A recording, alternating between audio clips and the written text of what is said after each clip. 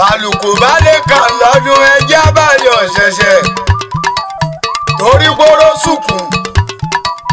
Ó dídẹ̀ rẹ bá lè kàn lọ́dún àsìkò di yẹ̀bẹ̀yẹ̀bẹ̀. Àfáà Kazeem onídàájọ́ bí rẹ̀ tó tún lè kàn lọ́dún láyé. Happy birthday to you. Many happy return. Ilé Ìbàdàn nílé Olúyọ̀lé ọmọ àjòròsùn. Ìbàdàn tí èèbá ní sọ̀tà ń lọ sógun ìjàgboro ní ìjà gbogbo Ìbàdàn. Ọmọ àgbọ̀ sásá má ṣàṣọ Túndé. Agbáyàyà màmá jà. Òkè gúrúsù ń gbó tí bàbá yín ti ń bọ̀ sábà ní gbósùrú tí bàbá yín ti ń bọ̀ lókun. Ara pápá làgbẹ́tùn bí gìjàgìjà lábẹ́kùn kan pẹ́ láyé.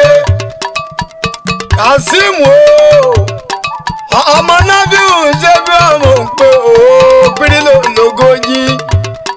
Òní ọjọ́ àbí rẹ̀ ọjọ́ 12 oṣù kẹjọ ọdún 2020 yìí tún kọ̀ mọ̀mọ̀. Ìṣọ̀lá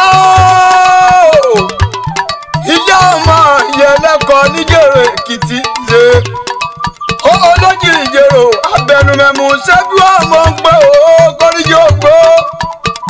Bẹ́ẹ̀ ni ọmọ ṣe bẹ́ẹ̀ làwọn bàbá yín ṣe. Bàbá yín náà di gìrìgìrì bí ìjà bàbá yín lọ́dún òkìkì níwájú olókun. Ó wá sọ pé kí ló ológun fẹ́ ṣe. Ìbàdàn nílùú Àjàyí ìlú Bíkúnlé ìlú Ògúnmọ́lá olódògbò kẹ̀rí lójú ogun ọ̀pọ̀kẹ́ ń bẹ̀rẹ̀ bí ìjà. Àgbàlá Ògúnmọ́lá ti dógògò ó sáré. Àgbàlá Ògúnmọ́lá ọmọ kójú kó bá bẹ́ẹ̀ lómi lọ.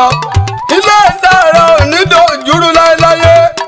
Ara kọ̀ǹdàtò oníbàjẹ́ bàbá láti orí ìgbọ́ràn ni ò ṣe kọ̀yà ajá fún bàbá kúkúrú òkè àgbà. Èyí tí wọ́n ń pè lọ́yẹ̀ òkúṣẹ́ pẹ́rẹ́. Kí ni ayé kùnà lórí ẹ̀ ìjì ọ̀yẹ̀? Ní ayé kùnà lórí ẹ̀ kórìjọ́ ọ̀gbẹ́ òkògbò ọmọ Ìbàdàn. Wọ́n pẹ́ bá bọ̀ ní Ìbàdàn yín pé kó má ṣeré kó má sì mújà wá o. Torí pé olóko ní kàrẹ́ ọ̀sábàrí ọ̀kọ̀jà. Ìjọba díjọ́ èrè ẹ̀jẹ̀ àjọ ránṣẹ́ pọ̀ lókun. Ìjọba díjọ́ ìjà ẹ̀jẹ̀ àjọ ránṣẹ́ pọ̀ sábàrí. Ìṣọ̀lá kórìjọ́ gbòòkọ̀ pẹ́ láyé. Àfáà Kazeem ọmọ ìyẹlẹ́kọ̀ọ́ níjẹ̀rọ Èkìtì. Ọmọ wa ọmọ ẹkùn. Bàbá láti ọkọ̀ yóò lóògùn. Ẹrù jẹjẹ ní gbogbo sàlẹ̀ ọ̀la ló ká bàtà. Masha alihamdulilayi. Alihamdulilayi pé ó tún lè kàn lọ́dún láyé. Àkànàmàgbò nísàlẹ̀gbẹ̀rún ọdún láyé.